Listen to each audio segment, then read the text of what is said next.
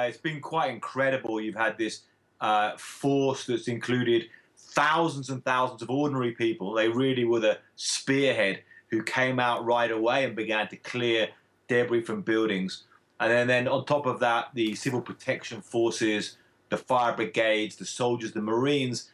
And it's been chaotic, but there has been, coming together. And I mean, one building, which is just round the corner from where we are now, it's a 5-story building. So imagine how many tons of rubble that was. Within 48 hours, it was completely cleared. It's now a space there, absolutely incredible. There's a mountain of rubble just 2 days ago. It's completely gone.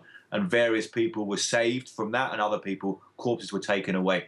And that's continuing around. People are pretty worn out now. Many people have slept very little. Many of the Marines and rescue workers themselves, but it's continuing around to these 10 main focus points of buildings, and also pushing out to the towns and villages around. And this quake has, of course, left thousands of people homeless, at least temporarily, not to mention the fact that many of them are still afraid of the possibilities of aftershocks. How are Mexicans coping? So yeah, it's very difficult, and and everybody's, people are in the case-by-case basis.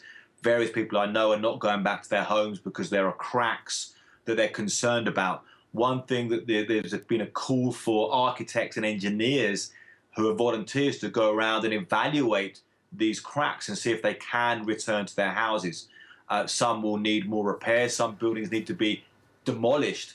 And there's a lot of people staying with families. People were sleeping on the streets. But there's also various refugee centres or displacement centres set up for people to stay, and people are providing them, often volunteers again, with food and water.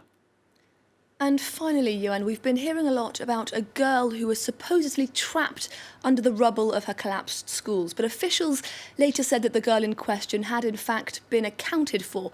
Can you tell us a bit more about what's going on there?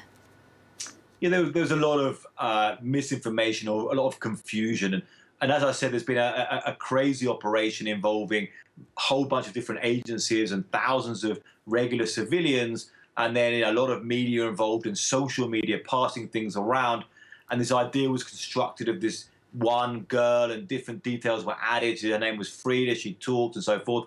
And that was confusion there. There's various children there. There could still be a girl or a woman trapped under there, but they're saying there isn't a school child called Frida, and some people are feeling like it was some deliberate plot to deceive people for some reason.